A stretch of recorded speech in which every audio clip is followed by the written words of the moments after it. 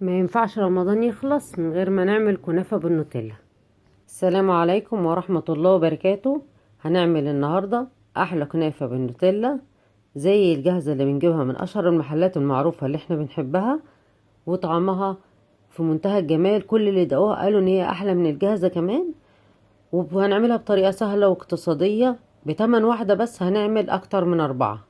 ان شاء الله تجربوها وتقولوا لي رأيكم في التعليقات، وما تنسوش تدعمونا باللايك والشير وتفعلوا الجرس عشان يوصلكم كل جديد. شكرا لمتابعتكم. المقادير معانا: نص كيلو كنافة متقطع، ونص كوباية سمنة بلدي سايحة. هنقلب كل ده مع بعض كويس.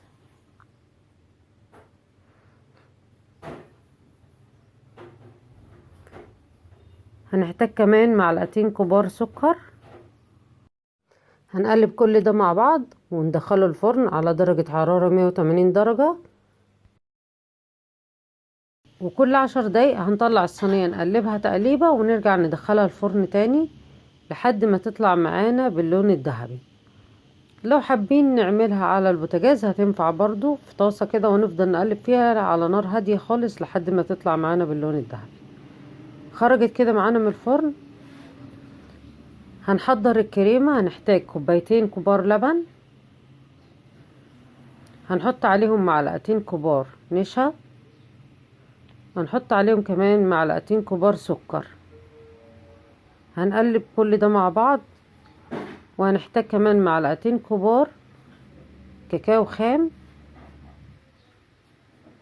اسباني عشان يبقى طعمه حلو. هنقلب كل ده مع بعض ونحطه على النار. اول ما يغلي معانا ويطلع بالقوام ده هنضيف له معلقتين كبار نوتيلا ونقلبها كده. ممكن نقدمه في اي حاجة، في بايركس، في كاسات. انا هقدمه دلوقتي في الفوانيس دي زي الجاهزة. هنحط معلقتين او 3 كده من الكنافة. مش هنحط عليها شربات عشان تفضل معانا مقرمشة وجميلة، احنا كده كده ظبطنا السكر معاها واحنا بنحمرها. وهنحط كمان عليها 3 معالق من كريمة الشوكولاتة اللي عملناها، ونحط طبقة تاني من الكنافة.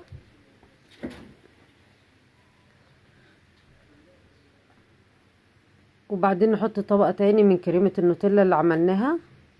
هنسوي الجناب بس عشان تطلع الطبقات مظبوطة وشكلها حلو.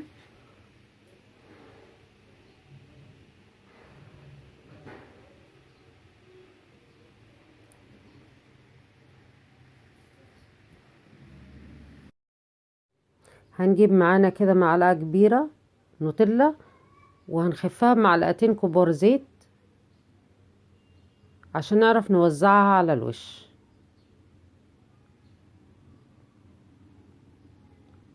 عشان تبقى قوامها خفيف بالشكل ده. ممكن نزينها بشوكولاتة شيبس او جوز الهند او اي حاجة. طعمها في منتهى الجمال. ان شاء الله تجربوها وتقولوا لي رأيكم في التعليقات، وما تنسوش تدعمونا باللايك والشير وتفعلوا الجرس عشان يوصلكم كل جديد. وشكرا لمتابعتكم.